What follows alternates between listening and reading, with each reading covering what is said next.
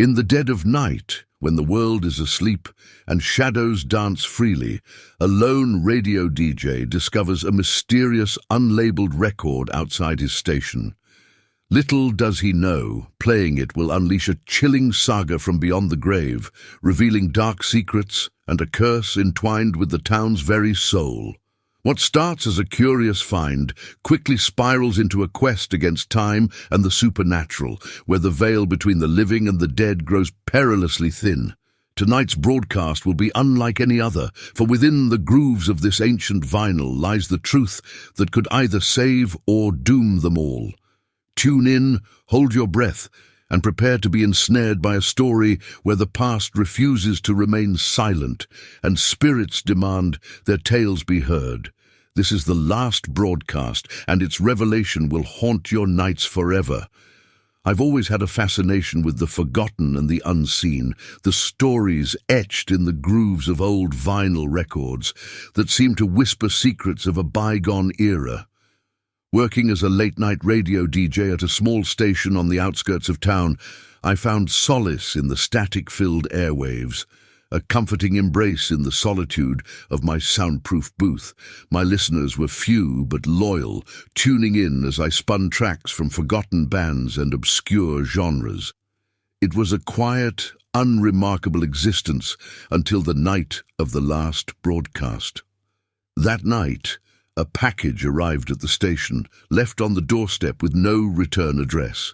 It was a plain brown box, nondescript and unassuming, yet it radiated a peculiar chill that seeped into my bones as I carried it inside. I set the box beside my turntable and cautiously peeled away the tape. Inside, nestled in a bed of crumpled newspaper, was a vinyl record with no label, its surface gleaming under the dim studio lights. An inexplicable compulsion urged me to play it, as if the grooves themselves whispered my name. With a sense of trepidation, I placed the record on the turntable and dropped the needle. The speakers crackled to life, the air in the booth growing colder with each passing second. Then a voice emerged from the static, ethereal and distant, yet undeniably human. "Help us," it pleaded, a chorus of whispers intertwining with the plea, each voice telling a tale of sorrow and despair. The first spirit spoke of a life cut short by tragedy, a young woman taken before her time, her dreams unfulfilled. She spoke of the bridge on the outskirts of town, where her car had plunged into the icy waters below, her cries for help lost in the storm. Her story ended with a plea for closure, a desire to be remembered. As the record spun, more spirits came forward, each sharing their own tale.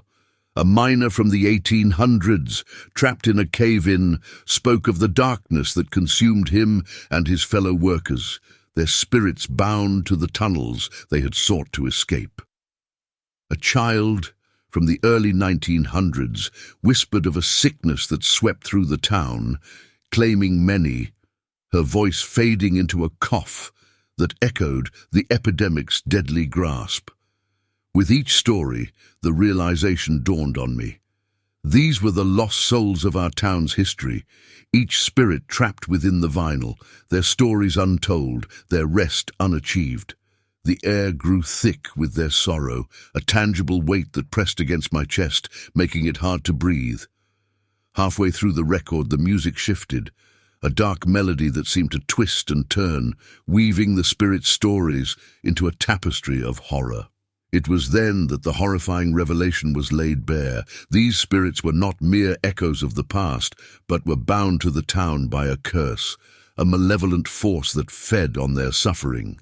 The curse, it was revealed, had been cast by a scorned witch from the town's founding days, wronged by the townspeople and executed for her supposed crimes. In her final moments, she bound the spirits of those who would die in anguish to the town, a perpetual chain of sorrow that strengthened the curse with each passing year. I realized that the record was not just a collection of tales, but a key, a means to break the curse that held these spirits in torment. The final spirit's voice, clearer than the rest, implored me to find the witch's grave, buried beneath the old oak tree at the edge of the town's oldest cemetery. There, I would find the means to sever the curse, to release the spirits from their eternal bondage. Fueled by a determination to right the wrongs of the past, I ended the broadcast abruptly, a sense of urgency propelling me into the night. The town was eerily quiet, the only sound my footsteps on the pavement, a rhythmic echo in the empty streets. As I made my way to the cemetery, the wind seemed to carry whispers, the voices of the spirits urging me forward, their stories etched into my soul. The cemetery gates loomed ahead, iron-wrought and ancient, creaking ominously as I pushed them open.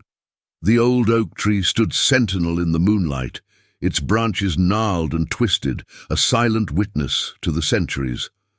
Beneath its boughs the ground was disturbed, as if the earth itself rejected the witch's remains. Armed with only a shovel and a faltering courage, I began to dig, each scoop of earth a step closer to confronting the curse. As the shovel struck wood, a chill ran through me, colder than the night air. I uncovered the witch's coffin, the wood rotting and covered in arcane symbols, their meanings lost to time. Hesitantly, I pried open the lid, revealing the witch's remains, a skeletal figure clad in the tattered remnants of a dress. Around her neck hung a locket, glowing faintly with an ethereal light. It was this locket, I realized, that held the key to breaking the curse. Suddenly the air around me thickened, a tangible darkness that seemed to pulse with malevolence. A voice, ancient and full of hatred, echoed through the night. "You dare to challenge my curse?" It hissed, the witch's spirit materializing before me, her eyes burning with a malevolent fire. "These spirits are mine to command, bound to my will for eternity." Fear gripped me, but the stories of the spirits, their pleas for release, fueled my resolve. "Your time has ended," I declared, my voice steadier than I felt. "These souls deserve peace, and I will not let your curse hold them any longer." The witch laughed, a sound that sent shivers down my spine. "Then come, break the curse if you can, but know this: fail, and your spirit will join the others, forever bound to my torment." The locket pulsed brighter, its light piercing the darkness. Instinctively, I opened it, revealing a mirror inside. The witch's laughter ceased as she saw her reflection, her face contorted in rage and despair. The mirror captured her spirit, drawing her into its depths, her screams echoing as she was imprisoned within. As the locket snapped shut, the air cleared, the oppressive darkness lifting like a fog at sunrise. The spirit's whispers turned to sighs of relief, their voices fading as they were released from their earthly bonds. The curse was broken, the town freed from its shadow. Exhausted, I collapsed beneath the old oak tree, the locket still clutched in my hand. Dawn broke, casting a golden light over the cemetery, a new day free of the curse that had plagued the town for centuries. I returned to the radio station, the record and the locket in hand, a tale of triumph over darkness to share with my listeners. Yet the experience had changed me, a reminder of the thin veil between the living and the spirits that linger in the shadows. The last broadcast became a legend in the town, a story told in hushed tones of the night the spirits were freed. And as for me, I continued my work, a radio DJ with a newfound respect for the stories hidden in the grooves of old records, a guardian of the airwaves where the past could speak to those willing to listen. Don't let the silence take over. Subscribe now and become a part of our nocturnal family, where the eerie and the uncanny come to life through the airwaves. Join us as we explore the deepest corners of the unknown, uncovering stories that linger in the shadows.